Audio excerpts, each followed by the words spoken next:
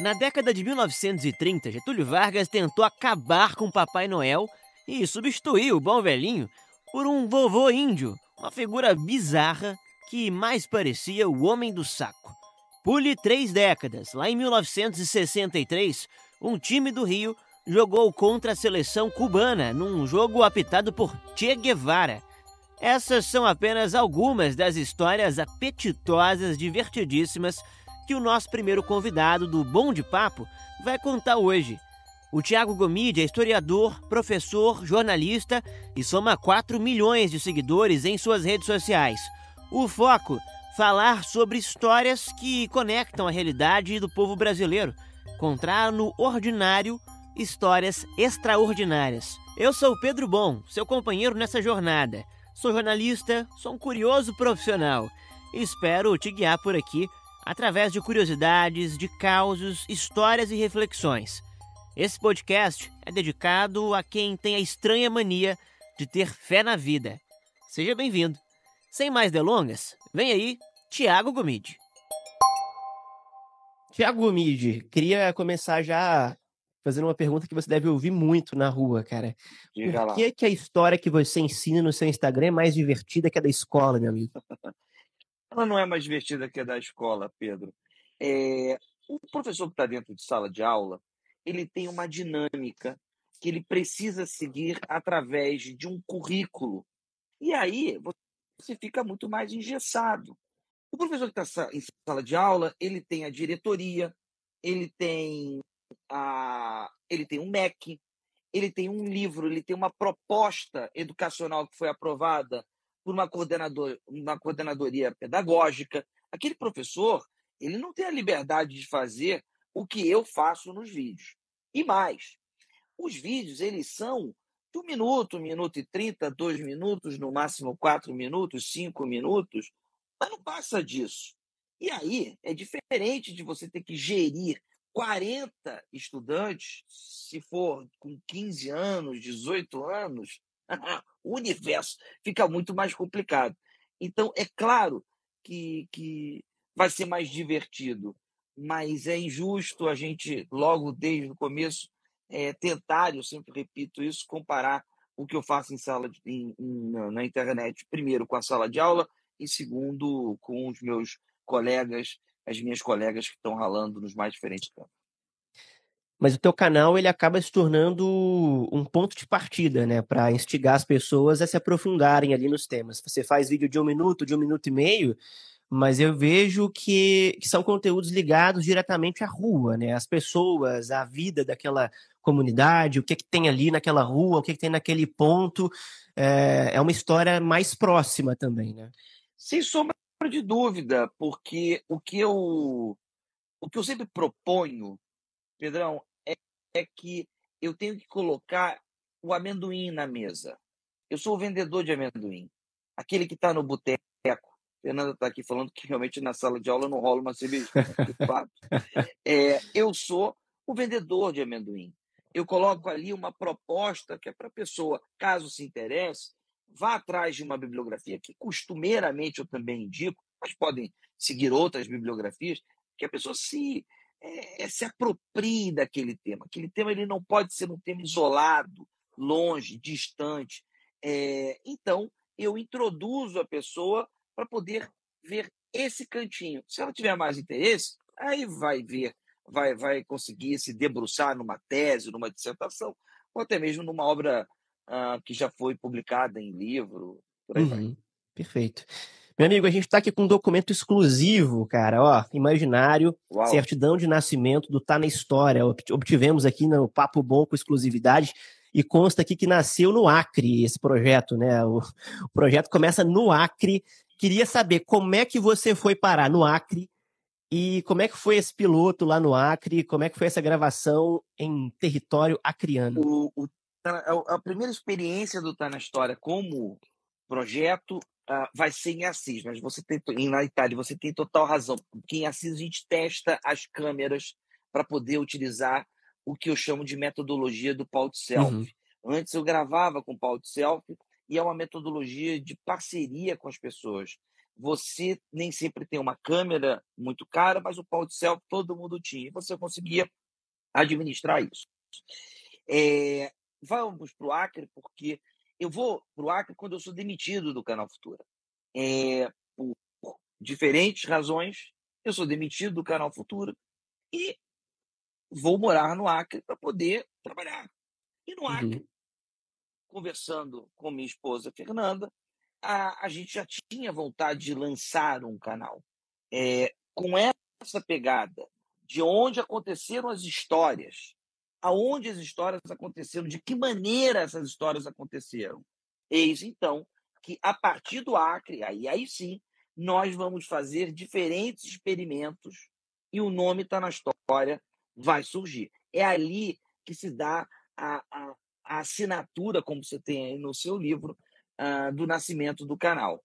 E a gente vai arriscando e vamos, enfim, já são 10 anos de projeto.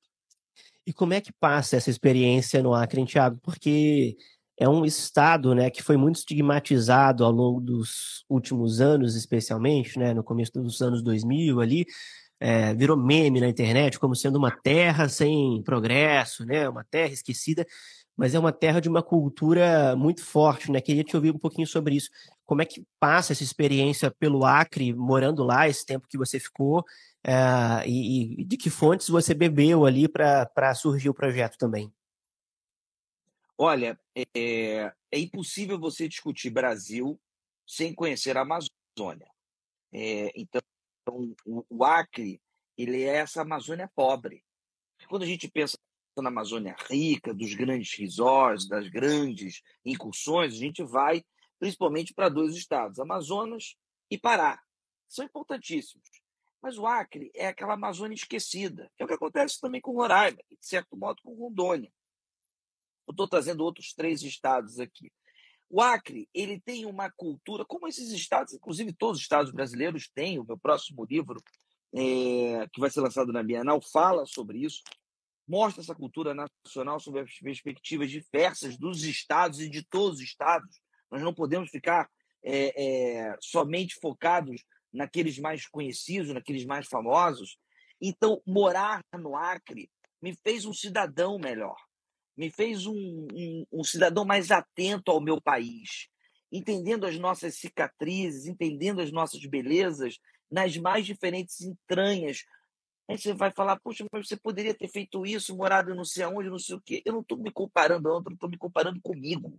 Eu não estou me preocupando com o desenvolvimento de A, de B ou de C. Até porque não acredito que a educação é uma luta a todo instante.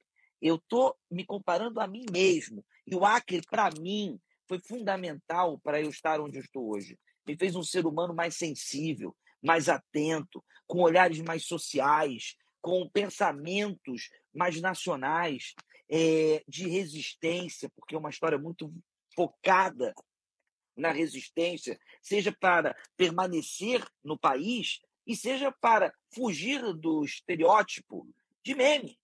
Porque se a gente conhece o Acre através do meme, pelo menos é de uma maneira. Pior é Roraima, e eu falo isso daí com tristeza, Rondônia, Amapá, onde não se conhece sob perspectiva nenhuma.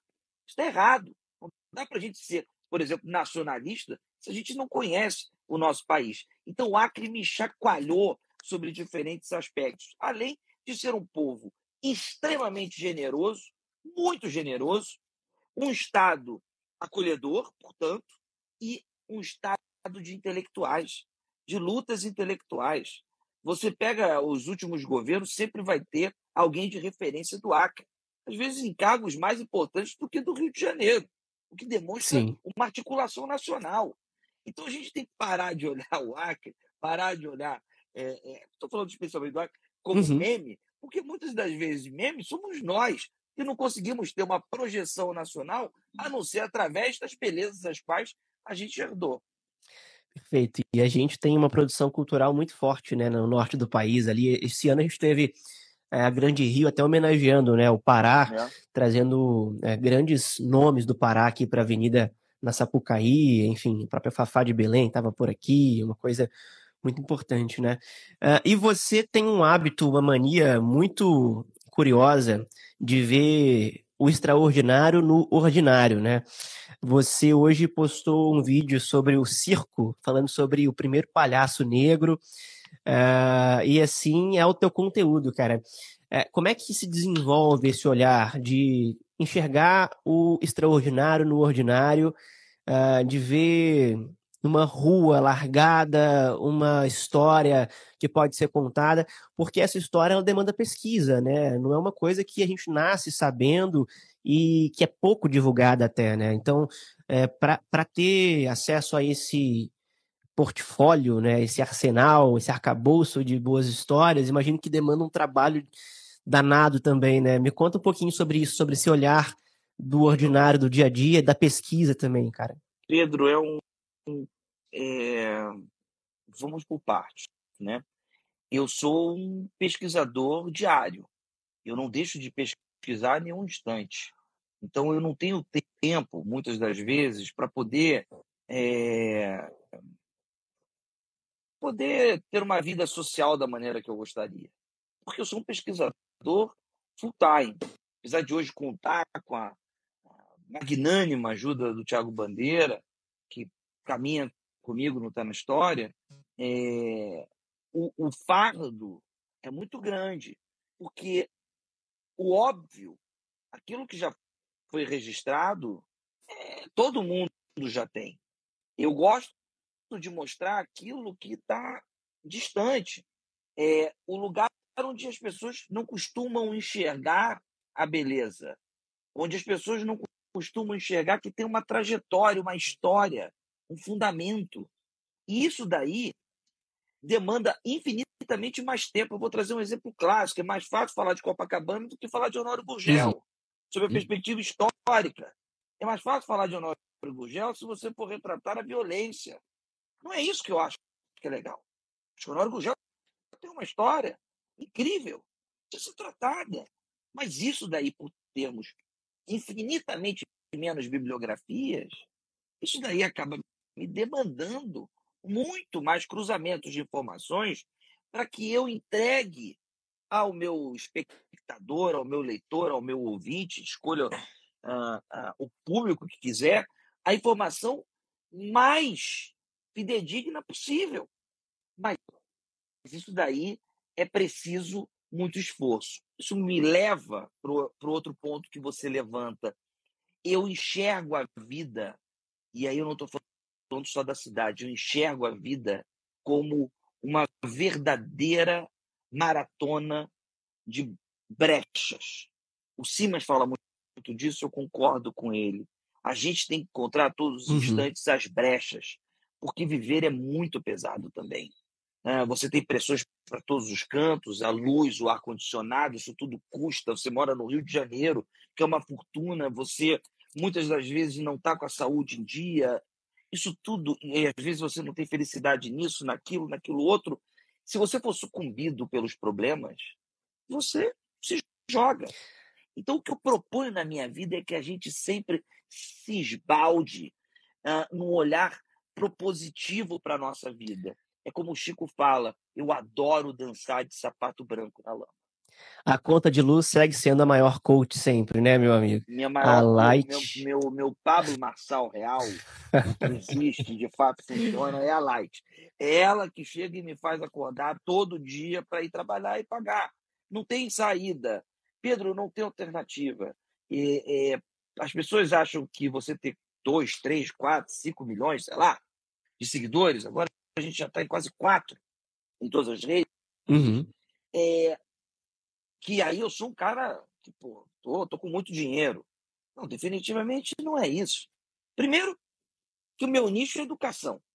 Né? Eu posso ser uma pessoa com muitos seguidores, tem em determinadas camadas um prestígio, ser reconhecido, porventura, na rua, mas isso não faz o dinheiro chegar com a facilidade que as pessoas imaginam, porque o meu nicho, e aí eu vou expandir a você, o nosso nicho, ele é um nicho bem mais complicado. Você, não satisfeito, né, com as dificuldades do jornalismo, escolheu fazer história, né, Thiago? Você é uma pessoa que, de fato, não tem nenhuma pretensão financeira na sua vida. Parabéns, viu? Meu amigo. eu não tenho essas pretensões, eu também não preciso eh, lutar para ter altíssimas pretensões. Isso não significa que eu não quero evoluir financeiramente, não é isso, não estou fazendo um voto de pobreza, apesar de ser fiel a São Francisco de Assis. Mas eu, Pedro, não sou um cara com hábitos caríssimos. Não preciso ter o carro do ano. Somos dois. Não preciso. Somos dois. Preciso morar num apartamento gigantesco, em frente à praia. Se eu tiver a oportunidade, que legal que vai ser. Mas eu não, não é isso que me mobiliza. A coisa que mais me mobiliza na vida é fazer. Eu gosto de fazer, eu gosto de realizar, eu gosto de ter um bom projeto, eu gosto de defender. Não sei se as pessoas vão gostar, mas eu gosto de propor a elas um projeto que elas curtam.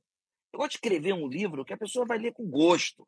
É isso que me realiza. Cada um tem um jeito. Eu não estou questionando quem, porventura, está lutando para ser um bilionário.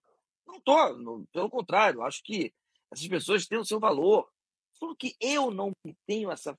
Não é a mim que me preenche dessa maneira. Uhum. Isso daí é muito bom, porque eu também tiro de mim alguns pesos que você acaba se cobrando quando necessita ganhar uma fortuna para poder bancar o seu mês. E quando você tem uma queda, aí é pior ainda. É. E nesse ramo, meu amigo, Pô, estabilidade não existe, né? E falando em composição de equipe, né? Você falou sobre o Thiago, que está te acompanhando aí também, sobre o Bandeira. Sua própria mulher, né, Fernanda, te ajuda muito aí no trabalho, né? Vocês compartilham esse projeto juntos aí. Mas eu queria te ouvir de um personagem que eu acho que talvez muita gente não conheça aqui no Instagram. Eu queria tentar entender como é que um taxista se tornou seu braço direito do Tá na História, seu cinegrafista, seu motorista, camarada não, de todas as horas. rapaz, ele é só o cinegrafista. É. Eu sempre proponho que a gente vá com o meu carro, mas a gente, enfim, Marcelo, grande Marcelo Fernandes, Marcelo taxiando, ele tinha um programa na Roquete Pinto que ele parava o táxi, Pedro, subia, fazia o programa de rádio, descia para o táxi e voltava a trabalhar. Quando eu virei presidente, eu não o conhecia. Eu não o conhecia. Quando eu virei presidente, eu tô vendo assim, cara, um rapaz, pô, um cara forte pra caramba, meio que se esquivando atrás da parede, tentando não me encontrar. Aí eu sou trabalhador, né? A pessoa tá ali, eu quero saber quem é. Né? Ele, prazer, não sei o quê, meio com medo de eu cortar a participação, que era voluntária dele, era voluntário da rádio, acreditava na comunicação pública, participava da comunicação pública como voluntário. Ou E ele tinha um programa. 20 comunicador, né? O 20 comunicador, o cara estava ali. E aí eu olhei, falei, porra, como é que é teu programa? Ele foi explicando, caramba, que legal. Porque eu trabalhei com o Caco Barcelos, Caco foi taxista, Uhum. e Tia Oliveira estava indo trabalhar comigo. Tinha repórter, enfim, repórter dos grandes. Ele também editor, enfim, a gente Uhum. passou por Perfeito. tantos caminhos. Ele foi, e ele falou para mim, falou, cara, eu falei, pô, também o Tio Oliveira está aí, ou seja, é um ex-taxista, ou um taxista que agora é jornalista, enfim. Isso daí, para mim, é uma coisa natural. Não existe demérito em você ser taxista, não existe demérito em você ser o que quer que seja. Então, para mim, essas diferenças profissionais, elas ficam no âmbito do resultado final, do que você precisa fazer. Claro que um cirurgião tem um objetivo, mas o garito também tem um objetivo e eles precisam transitar, eles precisam conviver, porque senão a cidade fica com caos e o outro não é operado. Como é na Dinamarca, como é na Noruega, essa é um pouco da minha cabeça, sabe, Pedro? Não fico observando, ou pelo menos todos os dias eu saio com esse princípio de não observar as diferenças. Todos precisam viver num ecossistema onde nós Claro. encontramos Uhum. um norte. E o nosso Marcelo, ele foi me mostrando, sem querer, que ele estava muito à frente do que eu estava observando. Ele, com 2 câmeras, porra velha, conseguia transmitir ao vivo o programa dele, uma coisa que a rádio não conseguia. Ele era um cara que, pô, trabalhava no rádio, trabalhava no táxi, era voluntário no rádio, mas, ao mesmo tempo, fazia curso de câmera, ou seja, o interesse dele, a disposição dele era realmente para trabalhar com audiovisual. E aí chegou um determinado momento que eu falei, bichão, vem trabalhar na rádio, vai ser meu assessor. Ele falou, eu? O cara tá com medo de ser tirado da rádio, virou, é, virou meu braço direito na rádio também. E aí, quando eu saí da rádio, ele acabou tendo que sair também, porque ficou muito atrelado a mim, Uhum. e a nova gestão ela tomou uma decisão que, enfim, estava muito atrelado. Mas, ao mesmo tempo, o Marcelo já tinha visto o meu desenvolvimento no Tá Na História. Apesar do Tá Na História tem 10 anos, uma incursão com muita força foram nos últimos 4. O Marcelo acompanhou isso.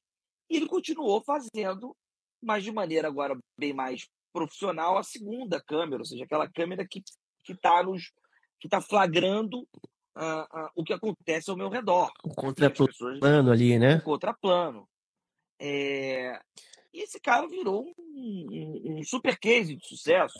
Tanto que O cara era taxista, virou comunicador da Roquete Pinto, assessor especial da presidência e agora tá junto contigo no projeto aí. ele foi contratado, tá? Agora foi para a prefeitura para trabalhar com a Secretaria de Habitação como câmera. Claro, Aqui no Rio? claro, lógico, pô. O cara virou, ele fez uma volta. É um case de sucesso. Isso que eu gosto, Pedro. A gente não tem que perder a oportunidade de ajudar o nosso biógrafo. Uhum. É isso que me realiza mais. Isso me realiza. É você pegar e você conhecer histórias de pessoas que, cara, quando você imaginava que estava indo para a esquerda, a pessoa foi para a direita, deu a volta, deu um pulo e chegou em outro canto. É isso que me empolga, meu velho. É isso que me. Caramba, eu falo, que incrível, a tua história é incrível. Eu gosto disso, eu gosto de pessoas que são incríveis. É por isso que dá certo o teu projeto, meu irmão. Vocês estão entrando agora, ó. Tem aí o Carlos Roberto, o Maurício O meu entrando. público consegue ver essa live também, não, né? Eles estão sendo Consegue também, avisados? eu acredito que sim, viu? Até onde me chega o conhecimento aqui de rede social, ela é transmitida para os 2 perfis. Vocês estão chegando, a gente está ouvindo o Thiago Gomide, historiador, jornalista, Muito cedo. colunista do jornal O Globo. Agora, colunista do jornal O Globo, hein, irmão? Que notícia massa, né? É notícia de hoje, né? Você que estagiou no Pasquim, né, meu amigo? Você veio de casa do jornalismo, trabalhou com figuras aí recentes do jornalismo, né? Bem novinhos, o Ziraldo. Você falou do Caco Barcelos agora há pouco, enfim. Caco já era bem mais velho, né? Exatamente. Como é que foi essa trajetória aí, cara, para voltar para o jornalismo mais ativamente, digamos? Não deixa, né? Nunca deixamos, né? Mas para dentro do veículo agora, cara, como é que foi esse convite? Conta um pouquinho pra gente da proposta. Eu comecei com 17 anos no Pasquim 21, que era uma releitura do Pasquim, era uma tentativa de relançar um clássico do nosso jornalismo independente da década de 70, 60, 70. E eu tinha 17 anos e fui avançando na carreira, né? Fiz jornalismo, fiz história, fui muito para o campo educacional, que é um campo que eu sou absolutamente apaixonado. Tá Na História me projeta muito, porque acho que rompe algumas barreiras, encontra públicos inesperados, e eu acabo indo, enfim, para diferentes cantos que nós conversamos aqui, de presidente de rádio, a diretor de televisão, a apresentador de programa fora, a apresentador de programa de rádio, enfim, o universo. Lancei em revista, fali com a revista. Então, acho que aquilo que eu falei, eu acho que eu ajudo o meu biógrafo.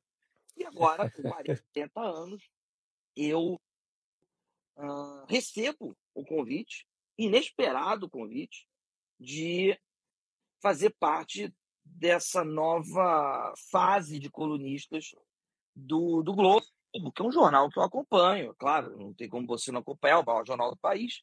E E eu recebo isso com muita humildade, com muito respeito aos leitores, à minha trajetória, ao jornal e, acima de tudo, ao Rio de Janeiro, a quem eu preciso, de quem eu preciso escrever, né? Começando pela cidade, mas também enxergando o Estado. Eu sou um homem do interior, como a apresentação hoje diz. Eu tenho muito orgulho disso, Pedro.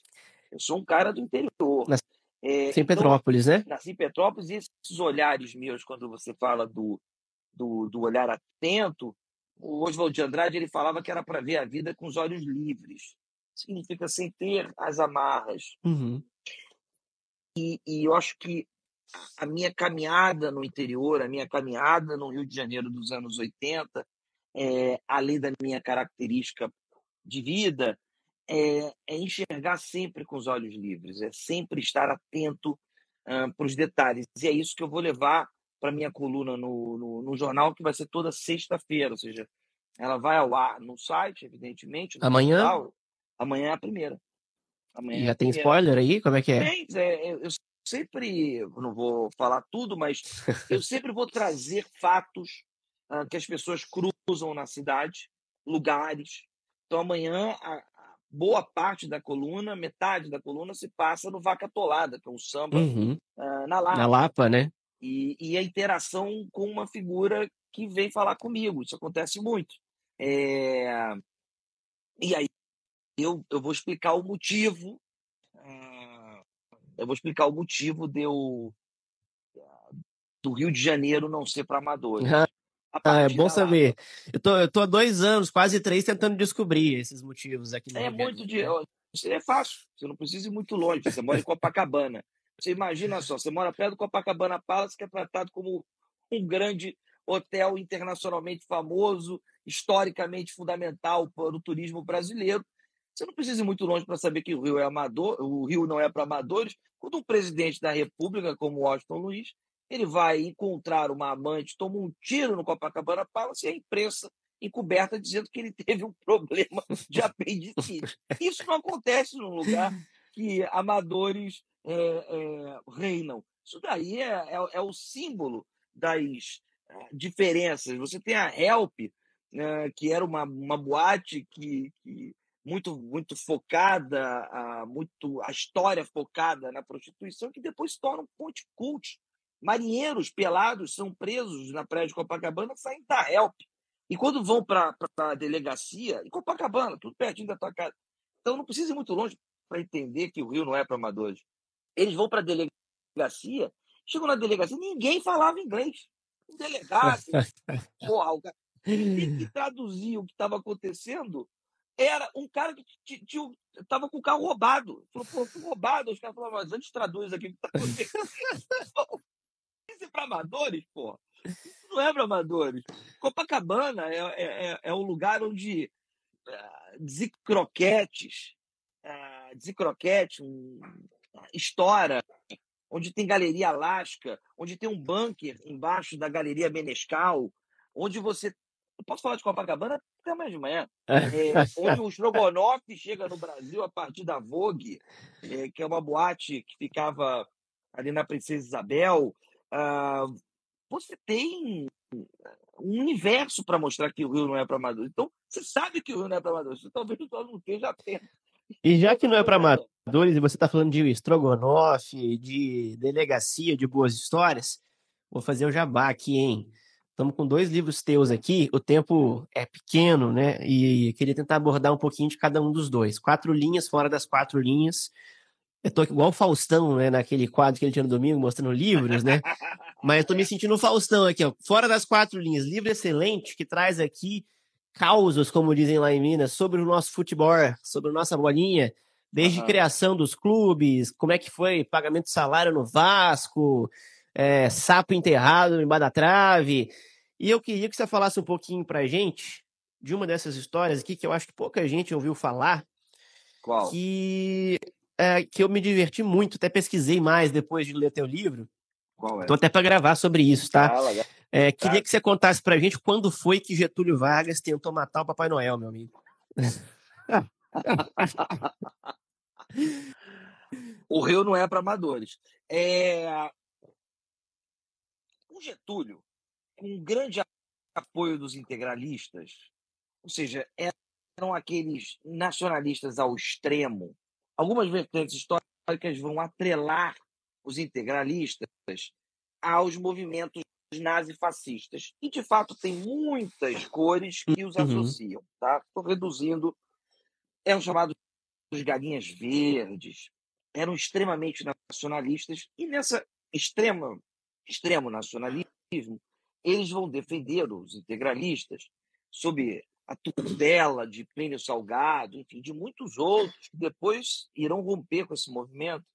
Esses caras, eles vão assumir que Papai Noel era um símbolo estrangeiro e que não deveria mais ser cultuado no Natal. Para isso, eles propuseram o vovô índio.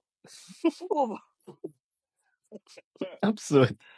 Para você que está chegando agora, você não ouviu errado, não. Getúlio Vargas tentou acabar com o Papai Noel. E quem que era esse vovô índio, hein, meu amigo? O vovô índio era uma figura, um personagem, um velhinho indígena.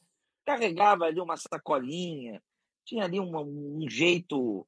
Só que o vovô índio tinha carisma de uma jaguatirica bebendo água. E claro que não convenceram as crianças a gostarem do Papai Noel novato, né? Ou seja, aquele substituto do Papai Noel. Então, no estado de São Januário, vamos fazer uma grande festa para o vovô índio. E a criançada só faltou jogar pedra no vovô índio. Cara, horroroso! É uma figura parecida com o Homem do Saco, né, cara? Parecia o Homem do Saco. Começa a gritar Papai Noel, ou seja, coro de crianças gritando Papai Noel para os integralistas que queriam enviar a goela abaixo da criançada e dos pais, que agora a moda não seria mais o vovô, não seria o Papai Noel, seria o vovô índio. O Rio não é para amadores. Isso daí é uma loucura. Então, o Getúlio ele vai entrar nessa, mas claro que vai voltar atrás, inclusive depois vai romper com os integralistas. E em 1938 vai ter uma das cenas mais epopeicas da história do Rio de Janeiro, que é a tentativa dos integralistas de entrarem e tomarem o poder no Palácio Guanabara. Deu tudo errado, Os né? caras vão armados para o Palácio Guanabara, só que eles sofrem de 3 problemas. O primeiro estava no Rio de Janeiro, ou seja, marcaram 50 pessoas ou chegaram 20. Vazou tudo, né? Vazou a porra. Os caras falaram, vou acordar porra nenhuma para derrubar isso. Eu vou ficar em casa. Não foram todos. A segunda coisa que aconteceu foi que eles foram num caminhão. O maluco do caminhão estava, sei lá, aterrorizado, estava com medo. E não esperou recarregarem tudo, assim, tirarem todas as armas. Estou lá pelo tiro, foi embora com as armas. Todo mundo tinha arma suficiente para entrar. E os caras eram desorganizados. Eles enfrentaram o Getúlio Vargas, Getúlio com uma arma. Eles cortaram comunicação, ou seja, Getúlio praticamente ficou ilhado enfrentando os caras. E ganhou. E ganhou, porra. Assim, inacreditável. Conseguiram. Isso daí estão falando de horas de tiroteio, de troca de tiros. As marcas de bala marcando marcando o escritório do Getúlio, a estante marcada com tiro. A Alzira Vargas, filha dele, né, por pouco não foi morta. Um homem muito interessante nesse evento se chama Beja Vargas, que é o irmão biruta do Getúlio Vargas, que vai num capítulo extra. Esse cara, eu nunca vi nada igual. É um dos mais malucos da história do Rio de Janeiro, do Brasil. Esse cara ia pro cassino da Urca, Pedro, e ele apostava tudo, cara. Botava tudo no cassino, até o momento que ele pegava e botava a pistola. Aí sabia que era o seguinte, dali não podia passar. E ele, quando dava um beijo em alguém que tinha um romance, ele dava um tiro pro alto, cara. Mulher, gostei de Beija você. Vargas. Beija Vargas. Dava um beijo na mulher. Ele dava um tiro pro alto, comemorando no meio do cassino da Urca, cara. Mas também quando ele tomava o não, ele atirava. Ou seja, ele estava sempre atirando. Esse cara entra no Palácio Guanabara com um carro, onde arrebenta o portão, os integralistas não entendem nada, e esse cara também vai ajudar Getúlio a resistir aos integralistas. Resumo da ópera: chegam reforços militares, Os integralistas que estavam ali acabaram subindo nas árvores com medo, porque, primeiro, não sabiam atirar, segundo, não tinham armamento preciso, e eram em menor número, ou seja, tentaram fugir. E aí foi o seguinte: metade preso e metade fuzilado lá nos fundos do Palácio Guanabara. Você vê, isso daí mostra o quão complexo é o poder dentro do Rio de Janeiro. E essa também é um dos motivos para que a capital fosse defendida por muitos para ir para um lugar onde o povo estava distante do poder. Tentativa de golpe mal sucedida é uma das nossas especialidades no Brasil, né, meu amigo? Muitos. Está sempre em alta. Tem tentativas. Agora, é isso. Ó, então, Papai Noel não morreu, tá aqui no livro das 4 linhas, fora das 4 linhas. Getúlio tentou, mas não conseguiu. Outra historinha boa que tem aqui, nesse livro não tem como você fugir muito falando de futebol no Rio de Janeiro, do Rogério de Andrade, né? Muitas histórias tuas aqui passam pelo Rogério de Andrade, por Bangu, etc. E teve uma história que me pegou muito aqui também, de um time aqui do Rio, que naquela época das excursões, né, do Santos, etc., um time do Rio que foi para a China fazer um jogo amistoso lá. E aí jogadores chineses ficaram aqui, e lá ficaram presos. Teve uma história aí de guerra diplomática, por pouco não teve coisa pior. Lá, que história que é essa, amigo? Essa é ótima. O Madureira, o bravo tricolor suburbano, primeiro ele foi para Cuba. Os times brasileiros, depois da Copa do Mundo, né, de 58, 62, eles foram a todo instante convidados a viajar, porque todo mundo queria jogar contra qualquer time brasileiro. Era uma atração turística. Então, o Fluminense ia para um canto, o Flamengo ia para outro, o Santos ia para não sei aonde, e os melhores iam para os lugares mais abonados. A Revolução Cubana tinha acabado de se encerrar, ela termina em 59, e logo em seguida, Cuba vai fazer um convite para que o Madureira vá até Cuba jogar contra times locais, contra a seleção cubana. E o Madureira, claro, né, atrás de um dinheirinho. Madureira e seleção cubana, partida imperdível. E apitada inicialmente, o pontapé inicial para o Che Guevara. Che Guevara dá o pontapé inicial. Impossível. E depois dessa, eles já não poderiam ir. Antes de ir, os jogadores fizeram uma promessa que eles não eram comunistas, que não tinham nada, não sei o quê, mas tinham que voltar para o Brasil. Só que é o seguinte, capilé rolando, eles falaram, bom, vamos emendar para a China. E eles vão à China. Quando eles chegam à China, acontece uma coisa óbvia. Enfrentaram os cubanos, ganharam todas as partidas, claro, não tinha como lugar, foram para a China, e na China, aqui no Brasil, descobriram que estavam presos lá porque chineses foram presos aqui acusados de espionagem comunista. Nós estávamos tendo um golpe de Estado, em 64. E os militares aqui prenderam os chineses. Inclusive, quem vai defender os chineses é um gênio chamado Sobral Neto, Sobral Melo, vou confundir. Advogado. Se você der um Google aí, você vai ver. Morava aqui em Laranjeiras, na Pereira da Silva, já vai vir o sobrenome dele aí. Que é um gênio, inclusive, um dos grandes pais da volta da democracia, já muito velhinho. Bom, já vou lembrar. Esse era o advogado dos chineses. E os chineses, como tiveram a China, como teve os presos aqui chineses, a China prendeu os jogadores lá. Falou: vocês não vão voltar para o Brasil, não. Tem preso lá, vocês vão ficar presos aqui, cara. Assim que o Brasil descobriu que o Madureira estava na China para jogar. Bom, teve um bem bolado. Assim, os chineses daqui não eram espiões que nada, vieram inclusive a convite do Itamaraty, não tinha nada a ver com espionagem, e eles acabaram trocando. Né? Não foi uma troca de preso. Trocou o Madureira pelos chineses. Pelos chineses. E aí o Madureira recentemente fez um uniforme em homenagem ao Che Guevara, a Cuba, essa excursão em Cuba, vendeu como água no deserto, e também da China, que não foi tão bem sucedido, mas também vendeu pra caramba. O Madureira não é para amadores. Não dá para falar que é para amadores. Não dá para falar. Como é que um time vai ser preso na China? e ficaram presos lá, né? Depois foram trocados, né? Moeda de barganha. Mais uma historinha daquelas boas tá aqui, ó, Fora das Quatro Linhas. E esse livro que já tá fora das quatro linhas e das prateleiras também, tá difícil de achar para comprar, né? Difícil e quem tem. Dia desses eu vi no Mercado Livre, acho Até que autografado aqui, ó, é, moral que você vê que a gente tá com moral aqui no canal, né? a pessoa estava vendendo a R$ 120 Que isso, hein? autografado. Eu falei, pô, peraí, a Fernanda, minha esposa, falou, gente, vamos fazer uma série É aqui. fim de mês, isso aqui tá brabo, hein? Eu vou dar uma olhada lá no. Pode vender. Eu não tenho, esse livro eu acho que não tem mais para esgotado. Quem tiver é a remessa única de editora, ou de livraria. Uhum. Acho que não tem, assim, eu acho que na Amazon tem um pouco. Enfim, depois acabou. É isso. E tem esse segundo aqui, então, para quem quer comprar. Esse aqui tá mais fácil, hein? Amazon, livraria. Essa aqui é pela Senac, né, amigos? Pela A Senac primeira você saiu pela acha. editora Mórula, essa segunda, O Amor ao Rio, é pela editora Senac. Uhum.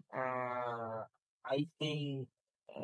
O Amor ao Rio é uma declaração de um apaixonado, mas sob a perspectiva de alguém que caminha pelo Que é um centro. livro de colecionador, né? Assim, imagem, a qualidade do papel de impressão, né? Para Não, esse livro foto. ele é surreal. Ele é Esse livro é surreal. maravilhoso, cara, de O livro é verdade. um livro de mesa, é um livro surreal. Esse livro daí é como diria o Bruno Henrique, é um outro patamar. É uma história do comércio no centro da cidade do Rio de Janeiro nos últimos 100 anos. Como que o comércio ele se desenvolve pode contar a história do nosso país, inclusive da saída da capital. Então, eu pego personagens importantes, lojas importantes, claro que não dá para abranger todas, mas muitas foram abraçadas, e no final você tem esse novo centro que se reergue, o que tenta se reerguer a partir de iniciativas, muitas das vezes individuais. Uhum. Então, é um livro de amor ao Rio, em especial de amor ao centro do Rio, e um livro de amor a quem ama o Rio e luta pelo Rio. Então, é como se estivesse bebendo comigo, tomando um café comigo, andando comigo no centro e observando os espaços. Dentre os 50 espaços do centro, a partir do viés do comércio. Está entre os 50 livros mais vendidos da Amazon. Tome, hein? Que isso? História. História é um específico, história da arte, Uhum. porque tem muita arte. Que maravilha. E uma das histórias, eu vou pegar uma historinha aqui pra gente contar então, desse livro, já que o nosso tempo tá apertadinho. Já contamos alguma ali das quatro linhas e o Amor ao Rio, ele me trouxe algumas respostas, assim, muito interessantes, né? A gente vai caminhando contigo ali e vai entendendo um pouco da formação dessa cidade. E eu queria te ouvir sobre uma dessas histórias especificamente. Então, para quem vai estar assistindo a gente, já deve ter visto isso cotidianamente nas praias do Rio, eu queria que você contasse os motivos disso. Tô numa praia na Barra e me passa um cara vestido de branco, um camelo, vendendo esfirra. E eu sempre vejo aquela cena e falo, mas por que que tem um cara com um camelo de rodinha vendendo esfirra, vestido com turbante, com roupa branca? E uma das respostas está aqui no teu livro. Conta pra gente um pouquinho disso aí. Acho que tem algumas respostas nesse livro, Sim. né? Primeiro, nós temos uma imigração fortíssima para, em especial, a região do Saara, seja e é da Saara, porque a sociedade de Sociedade, né? amigos, parará, da Rua da Alfândega e adjacência. Para essa região específica, começo do século XX, finalzinho do século XIX, mas muito forte no começo do século XX, a imigração de árabes e judeus vieram em massa, trazendo suas inteligências, suas linguagens, seus olhares, sua culinária. Então, essa paixão que nós temos pela comida árabe não nasce ao acaso. Nasce exatamente da perspectiva que nós tivemos da chegada em massa de árabes fugindo também, especialmente, de guerras. Então, de libaneses, assírios, tanto que as pessoas até juntam tudo, mistura sírio-libanês, ou seja, vai tudo junto, as casas costumam tratar assim, né? A casa sírio-libanesa. Sou de Uhum. família libanesa, Pedro. E minha bisavó, vovó Rosa, foi, se não a primeira, uma das primeiras mulheres a trabalhar na Rua da Alfândega. Ela, ela Vestido de trabalhava, noiva? não, em É Sempre Petrópolis, essa é Petrópolis, né? era tecido. Hum. A loja de vovó ficava ao lado da charutaria síria. Tanto que quando fechou a charutaria síria, foi uma tristeza para a família. Assim. Os meus tios ficaram abalados. Uma coisa assim que eu lembro do meu tio Carlito de Santos, já falecido Uhum. também. É um absurdo. Como é que vai fechar essa charutaria? Tem pouco tempo. É, a loja de vovó ficava ali, morava no segundo andar, que era uma tradição também de todo mundo que vinha, ou seja, o comércio embaixo, a moradia em cima, ou seja, o pilar da família era aquele comércio. Então, você vai encontrar esses vendedores aproveitando da culinária árabe a partir dessa imigração forte. Agora, esses vendedores, eles começam, e não está nesse livro, se não me engano está no próximo, ou em algum dos... Tem dois esse ano, né? Almanac? O Almanac Carioca, e os vendedores já são encontrados nas areias do Rio de Uhum. maneira tímida. Nos anos 40, 50, você já encontra relatos de, desculpa, vendedores, né? Eles vendiam especialmente uma cerveja, um refrigerante, um suco, fruta. Depois que vai diversificar da maneira que nós conhecemos. Hoje você consegue fazer um churrasco na praia, se você quiser, né? Se você quiser, você compra camarão, você compra Sim. petisco, você compra o queijo, você compra tudo. É impressionante. Isso daí também vai ganhar fôlego a partir da década de 70, década de 80, 90 é a febre, onde realmente é o ápice da chegada dos mais diferentes vendedores nas areias das praias do Rio de Janeiro. Acho Perfeito. que E aí, tem. hoje em dia, a gente chega no Camelo. E hoje em dia a gente chega no camelo. A gente chega no vendedor é, pô, de cerveja artesanal, de chopp, de batata frita. O carioca, ou a pessoa que mora no Rio, ela é uma dedicada à criatividade. Existir em uma cidade com tantos desafios como o nosso. É isso, Thiago Gomide, meu caro amigo. Muito bom, muito bom nosso papo. Papo bom, bom de papo. Então fica aqui a recomendação do Faustão, né? O cara segurando o livrinho aqui, ó. Amor ao Rio. Livraço. Baita lançamento. Vem mais dois esse ano. Fala pra gente aí, você tá falando já um pouquinho dos livros. Rápido para o teu tempo. Vem dois livros. O primeiro, o Almanac Carioca, esse já impresso, já está à venda, inclusive, na Amazon. Vai ser no final de abril o lançamento. É teu com a Fernanda Eu esse, com a né? Fernanda e palestra antes do lançamento do livro, ou seja, gratuita a palestra, evidentemente. O livro, quem comprar, ganha um brinde especial. Então, que só vai ter no lançamento, não vai ter mais em nenhum outro momento vendendo. Tem datas E ainda, né? chance de ser dia 26 de abril. Oba, Chance. muito bem.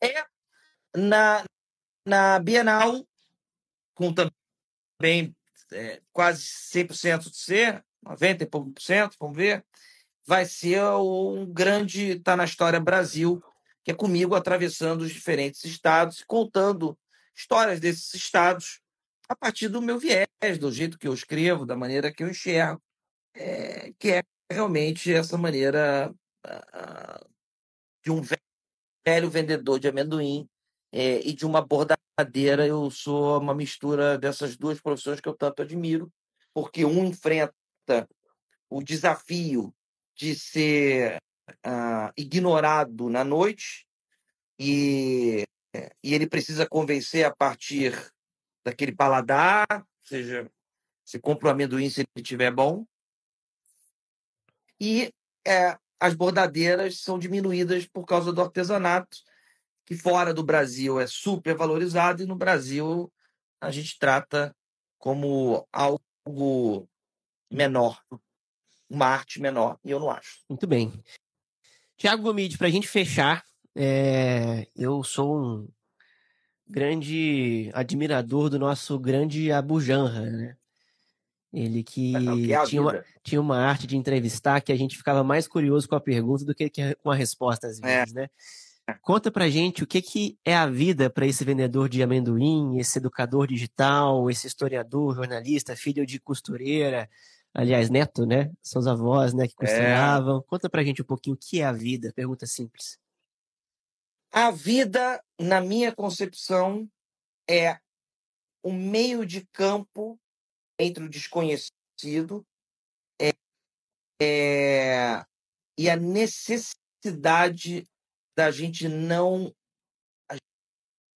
desperdiçar essa oportunidade, fazendo da vida o que ela quiser, o que a pessoa quiser, mas entendendo que nós não podemos desperdiçar essa oportunidade única de estarmos aqui, seja para onde nós formos e de onde nós viemos. Nós nunca iremos saber, a não ser embarcando. Mas, estando vivos, temos que nos respeitar, entender que é uma bênção termos saúde, termos uma condição, estamos agora com 2 celulares, interagindo 8 da noite, e a vida é esse meio de campo onde não pode ser desperdiçado da maneira que você quiser, não tem fórmula. A vida é de cada um. Tá na rua a vida? A vida, para mim, está na rua, para outras pessoas talvez não esteja. Mas, para mim, eu acredito que a rua é o lugar, como diria o João do Rio, é essa praça que é o lugar do encontro. Eu gosto de viver a rua, porque a rua ela também me humaniza mais. Ela me traz com os pés fincados no chão, e as ruas elas não são somente as ruas das grandes cidades, elas são as múltiplas ruas que nós podemos e devemos conhecer. Sejam ruas de terra, ruas de asfalto, ruas de mármore, ruas da onde quer que seja, elas precisam interagir para que a gente faça da nossa vida um grande mosaico de conhecimentos e entenda que a vida é o que nós vamos transformá-la. É isso. Professor, jornalista, historiador, Thiago Gomide, meu amigo, obrigado pela gentileza, viu, de dedicar uma horinha para esse papo aqui com a gente. Foi uma alegria te receber nesse primeiro programa aqui. E ter sorte. Vai dar, já deu. O papo aqui contigo é sempre bom, meu amigo. Obrigado. Temos que marcar um show por qualquer hora aí para bater papo também. Quando quiser, a sua agenda tá mais apertada do que a do Luiz Inácio Lula da Silva, né? Impressionante, cara. Não, mas para os amigos eu sempre acho um espaço. Obrigado mais uma vez. Obrigado a todos que assistiram aqui o nosso Bom de Parabéns, Papo. hein? Quinta-feira que vem tem mais, hein? Parabéns pelo seu trabalho, meu irmão. Sou admirador demais, eu sou fã. Sou um tijolinho. Grande abraço, Pedrão. Um abraço, meu irmão. Esse foi o episódio de hoje do Bom de Papo. Se você curtiu, já pega essa dica. Nas nossas redes sociais, no TikTok e no Instagram, no @papobom, nós temos vídeos dessa conversa com o Thiago Gomide. Ele contando alguns dos principais causos, algumas das principais histórias, as mais divertidas, como essa da seleção de Cuba enfrentando o Bangu, ou até mesmo do vovô índio e o quase fim do Papai Noel aqui no Brasil. Lá você pode compartilhar em vídeo essas histórias com seus amigos. Não deixe de nos seguir por lá. E não esqueça de nos seguir por aqui também, no Spotify, no Apple Podcasts, no Amazon Music e na sua plataforma de podcast preferida, para você ficar sempre ligado nos próximos episódios. Valeu, até a próxima!